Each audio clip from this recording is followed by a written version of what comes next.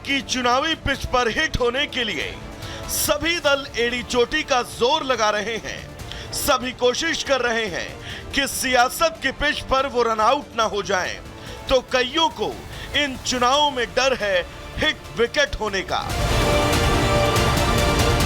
इन सभी बातों के बीच आरोपों प्रत्यारोपों की झड़ी और अब अखिल भारतीय उलेमा बोर्ड की महाविकास अघाड़ी से सीधी सीधी 17 शर्तें।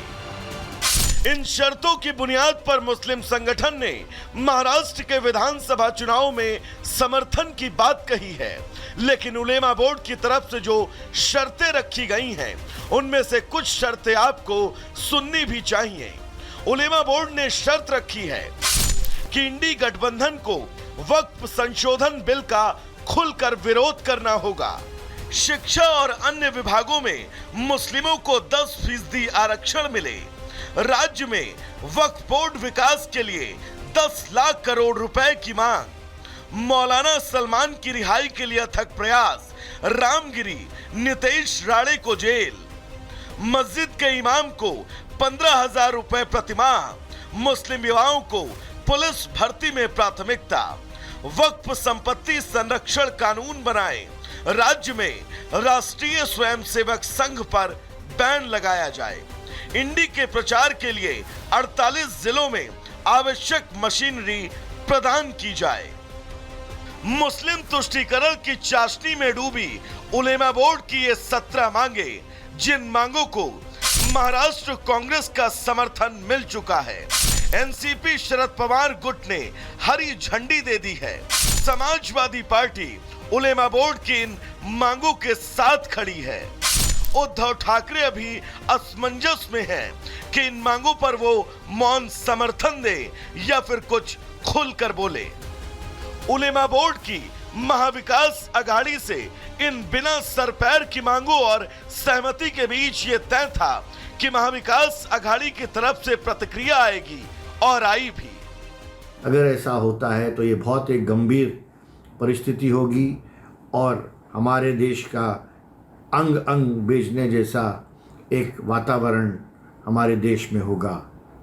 सभी को इसका विरोध करना चाहिए। एक रहेंगे तो नेक रहेंगे, बटेंगे तो जरूर कटेंगे। कृष्णा हेगड़े ने यह साफ कह दिया कि ये भारत के अंग अंग को बेचने का काम है और महायुति इसका विरोध करती रहेगी। लेकिन बात सिर्फ विरोध तक ही सीमित नहीं है। इन 17 मांगों की तासीर समझिए, जिसे समझने के बाद आप इन मांगों के मूल्यों का मूल्यांकन कर सकते हैं और मुस्लिम तुष्टीकरण के नाम पर इन मांगों पर हामी भरने वाली पार्टियों का मकसद भी समझा जा सकता है। लेकिन महज एक चुनाव और इस चुनाव में जीत के पैतरे के रूप में इन मांगों का समर्थन महाराष्ट्र के हित में नहीं हो सकता, देश हित में भी नहीं हो सकता। Bureau report, Republic Bharat. और चलिए बात कर लेते हैं महाराष्ट्र को लेकर के। महाराष्ट्र में इस वक्त विधानसभा चुनाव को लेकर के सरगर्मियां तो है ही, लेकिन जो यहां पर मुद्दा है वो संविधान का जोरों पर पकड़ा हुआ है। राहुल गांधी की जेब में रखा जो किताब है उसको लेकर के लगातार जो बहस है वो दिन ब दिन बढ़ती जा रही है। लेकिन राहुल गांधी की जेब में जो किताब रखी होती है उसके कभी रंग को लेकर के तो कभी कौन सी वो किताब है इसको लेकर के आपको जानकारी देंगे कि कैसे बवाल मचा हुआ है इस रिपोर्ट के जरिए।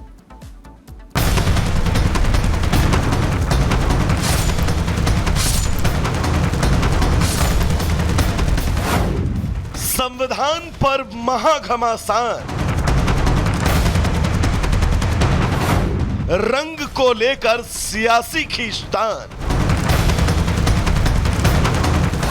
बीजेपी के हमले बेहिसाब। ये संविधान का बार बार अपमान कर रहे हैं। क्या कांग्रेस के पास नहीं कोई जवाब?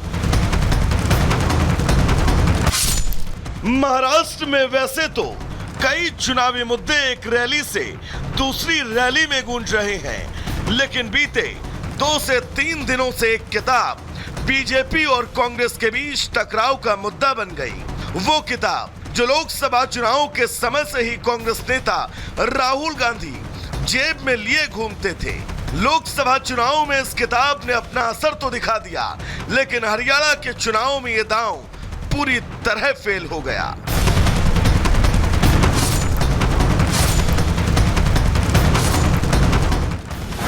लेकिन महाराष्ट्र चुनाव में बीजेपी ने इस किताब को लेकर ऐसा प्रहार किया कि कांग्रेस ने सीधे साधे चुप्पी साध ली। बीजेपी ने आरोप लगाया कि राहुल जिस किताब को लेकर घूम रहे हैं, अंदर से वो किताब कोरी है।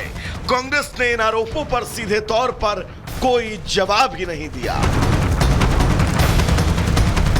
और अब बीजेपी ने नए आरोप में कांग्रेस के लिए मुसीबत खड़ी कर दी है। देखिए, ये संविधान का बार बार अपमान कर रहे हैं। संविधान के नाम पर एक लाल कवर की डायरी इन्होंने बांटी। बाबा साहब का संविधान, ये नीले कलर का संविधान है। ये लाल किताब दिखाकर अर्बन नक्सलियों को एक प्रकार से अपने और आकृष्ट करने का प्रयास कर रहे हैं। उनको संविधान से लेन देन नहीं है। महाराष्ट्र चुनाव में राहुल पर अर्बन नक्सल का समर्थन करने का आरोप पहली बार नहीं लगा। गौर करने वाली बात तो यह है कि अर्बन नक्सल का आरोप लगने पर कांग्रेस ने पलटवार किया, लेकिन दो बातों का जवाब अब तक कांग्रेस की ओर से नहीं आया। पहला ये कि क्या संविधान की जो किताब राहुल गांधी की जेब में है वो खाली है। दूसरा ये कि संविधान की किताब के रंग का जो सवाल बीजेपी ने उठाया, क्या वो सही है। हरियाणा की जीत के साथ ही कांग्रेस ये बात साबित करना चाहती थी कि जनता के बीच बीजेपी कमजोर हो रही है, लेकिन चुनावी नतीजों ने उसे हैरान कर दिया और अब वो कम से कम महाराष्ट्र में ये नहीं होने देना चाहती। लेकिन बीजेपी की ओर से एक के बाद एक हो रहे हमले कांग्रेस को लगातार मुश्किलों में फंसा रहे हैं। कहीं बीजेपी के सवालों की आंधी में कांग्रेस हवा में न उड़ जाए। Bureau report, Republic Bharat. और अब खबरों में आगे बढ़ते हैं। एक बार फिर से महाराष्ट्र विधानसभा चुनाव से जुड़ी हुई एक और बड़ी खबर हम आपको बताने वाले हैं और इस के दौरान आप अंदाजा लगा सकते हैं कि इस वक्त विधानसभा चुनाव को लेकर के सियासी सरगर्मियां कितनी ज्यादा बढ़ चुकी है। बिल्कुल, और देखिए बयानबाजियों का दौर भी जारी है। बयानबाजी के दौर में यहाँ पर जो तेवर है वो तलख तेवर नजर आ रहे हैं नेताओं के। इस बीच नीतीश राणे ने और ठाकरे ने किस तरीके से बयान दिया है और इस बयान के बाद सियासी घमासान मचा हुआ है, आपको इस रिपोर्ट के जरिए दिखाती हूँ।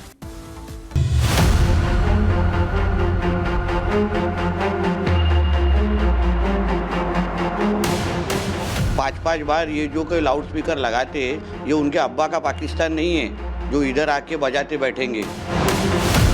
महाराष्ट्र विधानसभा चुनाव में लाउड स्पीकर पर धर्म युद्ध छिड़ चुका है, जहां लाउड स्पीकर की एंट्री हो गई है। पहले महाराष्ट्र नवनिर्माण सेना प्रमुख राज ठाकरे और अब कंकावली विधानसभा क्षेत्र से बीजेपी उम्मीदवार नीतीश राणे ने भी उनके बयान का समर्थन किया है।